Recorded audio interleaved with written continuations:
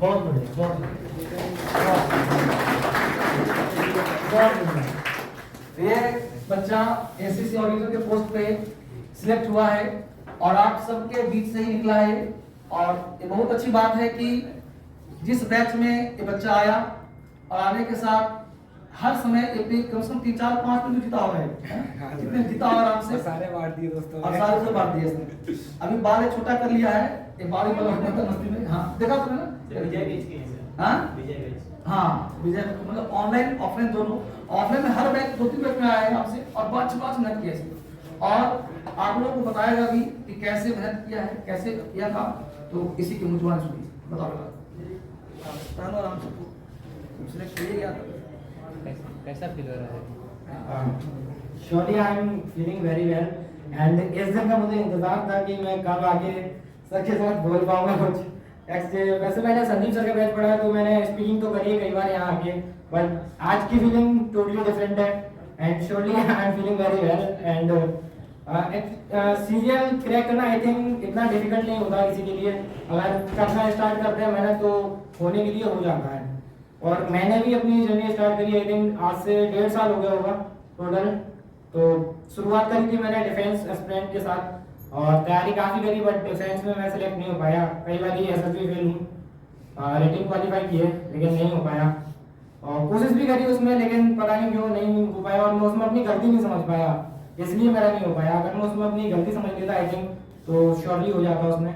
But CCL का मैंने दिया था एक बार ही, पहले अटेम्प्ट में मेरा स्कोर वो नहीं था, बट मैं पहले अटेम्प्ट में अपनी गलतियां समझ गया था कि मैं कहाँ गलती कर रहा हूँ और क्या क्या मैं इम्प्रूव बड़ी आसानी से कर सकता हूँ। तो मैंने सबसे पहले उन्हीं पे वर्क किया था, और इम्प्रूवमेंट के लिए इंग्लिश में मैंने सबसे ज़्यादा तो प्रैक्टिस सेक्शन को ही हेल्प ली है। सर की काफ़ी सारी सीट्स थी, या क्वेश्चन तो 500 रहते थे एक चैप्टर की वो तो बैंड बच जाती थी करते करते, लेकिन कर लेता था, कोशिश करता था। और सर के नोट्स वगैरह रिवीजन करने की मेरी आदत थी, यहाँ से पढ़ के जाता था, जैसे ही रूम में पहुंचता था सबसे पहले मैं अपने नोट्स को प्रॉपर्ली याद करता था डेली। और आई थिंक मैंने जब भी सर का बैच पढ़ाया 4 महीने, उसमें एक भी दिन मैंने गैप नहीं किया कि मैं यहाँ से पढ़ के गया हूँ और वहाँ पे मैंने छोड़ दिया, यहाँ से डेली पढ़ा। और उसके बाद मैं मतलब यहाँ से पढ़ के आता था, घर पे रिवाइज याद कर लेता था, नेक्स्ट डे यहाँ आने से पहले रिवाइज करके आता था। तो इसलिए मुझे चीज़ें बड़ी आसानी से समझ में आती थी और सारा कुछ याद भी रहता था। तो मुझे कुछ भी चीज़ें डिफिकल्ट फिर इंग्लिश में नहीं लगने लगी। फिर नया वेरियर बना वोकैबुलरी, वो नहीं हो पा रहा था याद। और सर का एक तरीका भी है निमोनिक्स मेथड, उसने काफ़ी हेल्प करी है। और सर ने फिर दूसरा मेथड लगाया, पेन वगैरह डिस्ट्रीब्यूट करना, गिफ्ट वगैरह बांटना। तो मुझे उसमें काफ़ी इंटरेस्ट रहा शुरू से कि सर पूछे मैं जवाब दूं, और फर्स्ट आऊँ सेकेंड आऊँ जो भी आऊँ। कोशिश भी करी, कई बार मैंने पेन वगैरह जीती है, टॉप 1 में भी रहा हूँ। और इस वजह से मैंने अपनी vocabulary I think the best कर दी थी। ये आई थिंक ये दो जो बुक है सर की 80% आई थिंक मुझे याद होगी। और इन वोकैब्स में, और सर की काफ़ी सारे क्वेश्चंस तो इसमें सीजीएल में रिपीट होते ही हैं वोकैबुलरी के। और इसके अलावा बैंक में भी मैंने दिया है तो उसमें भी काफ़ी इजीली रिपीट होती हैं चीज़ें। तो सर की बुक आई थिंक काफ़ी बेहतर है, वोकैबुलरी के मामले में बहुत अच्छी है।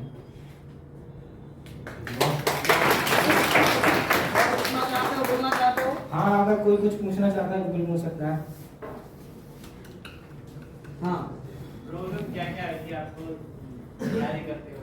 जैसे आपने कहा कि मुझे फर्स्ट अटेम्प्ट दिया था, उसके बाद अपनी कमियां पता चली, तो क्या क्या कमियां थी जो हम भी उनसे कुछ सीखे? हाँ, जो मेरा फर्स्ट अटेम्प्ट था उस वक्त मैं बिल्कुल सीरियस नहीं था, बिकॉज उस वक्त भी मैं डिफेंस एस्पिरेंट ही था। तो मैं डिफेंस की तरफ ही तैयारी कर रहा था, वो तो मैंने बस दे दिया था। लेकिन मुझे समझ में आया कि मैंने पहले ही अपनी कमी ये समझी कि डिफेंस में मेरा नहीं हो सकता, और वो एक्चुअली मैंने ऐसे समझा कि मैंने एसएसबी कई बार दिए, और एसएसबी देने के बाद समझ आया कि एक जो क्वालिटी होती है एसएसबी पास करने की, या वो मुझ में नहीं है, या मैं वो डेवलप नहीं कर पा रहा हूँ किसी वजह से, लेकिन मैंने नहीं कर पाया। तो आई थिंक मैंने उधर से गिव अप किया। अभी टोटली गिव अप नहीं किया है, फिर भी इस बार भी दूंगा सीडीएस के, श्योरली एसएसबी फेस करूंगा, देखते हैं क्या होगा। और उसके बाद फिर मैंने सोचा कि सबसे पहले तो डिफेंस से थोड़ा सा दूरी बनाएं और सीजीएल में आए, एंटर करें। और सीजीएल में मैं एंटर करा तो जैसे मेरे को मुझे कोई भी प्रॉब्लम नहीं हुई मैथ्स में, क्योंकि मैथ्स वैसे मेरा सबसे पहला जो मैंने प्रीलिम्स दिया था उसमें मेरे 7 नंबर थे आउट ऑफ 50। फिर मैंने राकेश सर हैं, एक Rakesh Yadav sir, I think सब लोग जानते ही होंगे। उनका ऑनलाइन बैच मैंने लिया, पढ़ना स्टार्ट किया और मेरी स्ट्रेटेजी सबसे बेहतरीन ये रहती थी, मैं जब भी ऑनलाइन क्लास लेता था उसके तुरंत बाद मुझे वो रिवीजन करना है, कुछ भी हो जाए मुझे वो रिवीजन करना है। सर की क्लास भी लेता था, रूम पे तुरंत जाके मैं उसे याद करता था हमेशा। और जब भी मैं नेक्स्ट क्लास लेता था, दूसरी क्लास लेता था, तो पहली क्लास को उससे 15-20 मिनट पहले रिवीजन करता था और आई थिंक 10 मिनट या 15 मिनट में पूरा रिवीजन हो भी जाता था मुझे। तो ये सारा मैंने टोटल रखा विदाउट एनी गैप मैंने बिल्कुल नहीं किया किसी भी चीज़ में, ना मैथ्स में किया, ना इंग्लिश में किया, ना रीजनिंग में किया। और जीएस में मेरा मन ज़्यादा लगता नहीं था तो उसमें गैप्स कर देता था और उसकी जगह मैथ्स कर देता, कभी ज़्यादा कभी इंग्लिश ज़्यादा पढ़ लेता था, जीएस को छोड़ देता था। और उसी वजह से मेरा इस बार जो स्कोर था थोड़ा कम ही था और इसीलिए कैब ऑडिटर मिला और मैं चाहता था एक्साइज इंस्पेक्टर बनना। 4 मार्क्स से मैं रह गया इस बार लगभग। अभी टोटली स्कोर कार्ड आया नहीं तो मैं बता भी नहीं सकता कंफर्मली कितना स्कोर नहीं आप रह गया मेरा, लेकिन आई थिंक 4 मार्क्स कम थे मेरे। वो मेरे जीएस में मैं अगर थोड़ा और मेहनत करता तो हो जाते। जीएस में मैंने किया ही नहीं, खुद का एफर्ट लगाया ही नहीं। और जो कमियां होती हैं ना वो सबसे पहले तुम्हें खुद पता चल जाती हैं। जब तुम तैयारी करते हो तुम्हें खुद पता होता है तुम यहाँ गलती कर रहे हो और उसे नजरअंदाज करते हो, वही करना बंद कर दो सबसे पहले। बिकॉज यू नो कि मुझे ये क्वेश्चन नहीं आ रहा समझ में, तो उसे देखो दोबारा, तो देखो एटलीस्ट समझो उसे, और समझ में आ गया तो उसका रिवीजन प्रॉपर रखो। कई बार ऐसा होता है कि सर ने कुछ समझा दिया और अपने समझ में भी आ गया, लेकिन वही क्वेश्चन अगर एग्जाम में आता है आप नहीं कर पा रहे तो उसके जिम्मेदार सिर्फ तुम हो, क्योंकि तुमने प्रैक्टिस नहीं करी। सर ने समझा दिया, तुम्हें समझ में भी आ गया, तो अब फिर कमी कहाँ रह गई? तुम्हारी ही रह गई, क्योंकि तुमने प्रैक्टिस ही नहीं करी। तो प्रैक्टिस करना इंपॉर्टेंट था। और फिर कुछ बच्चे को अपना नाम बताओ, अपना कहाँ से वो बिलोंग करते हो बताओ, अच्छा लगेगा ना कहाँ से आए। मैं I am Harsh Gautam and मैं एटा जीसकपुर गांव से हूँ और मेरे गांव में अब तक जिस पोस्ट पे मैं लगा हूँ कोई भी नहीं है। मैं पहला कैंडिडेट हूँ, मैं अपने रिलेशन में भी आई थिंक पहला ही हूँ।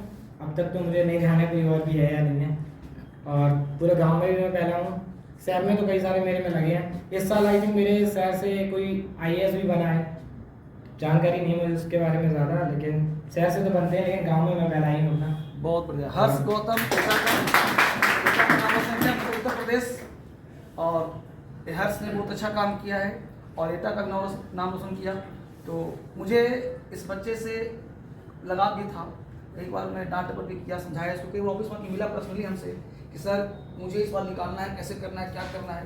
हम लगे रहो बस हो जाएगा। और वो कैब अच्छा करता था और ये भी लड़की वो कैब अच्छा कर रही है।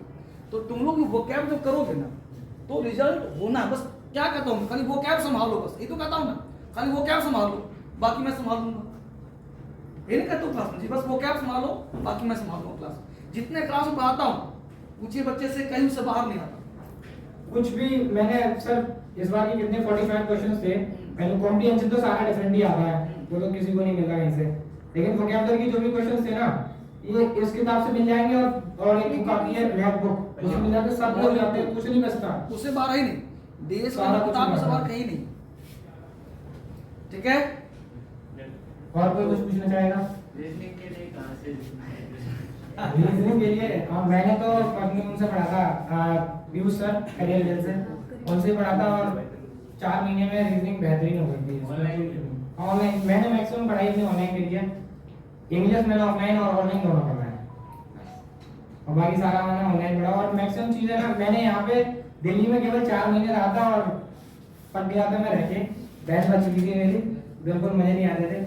बस यहाँ आ जाता था, दोस्तों से मिलता था, दोस्त भी बना रखे थे। मजा तो लिया डीएसएम नहीं। मजे तो बहुत करे मैंने इस बैच में, बहुत ज्यादा ही करे हैं, और पूरी क्लास में मस्ती करता था, यहाँ से वहाँ बैच में बीच में चलते हुए भाग जाता था, उस कोने में इस कोने में, कुछ दिक्कत नहीं है, बहुत मजे किए हैं।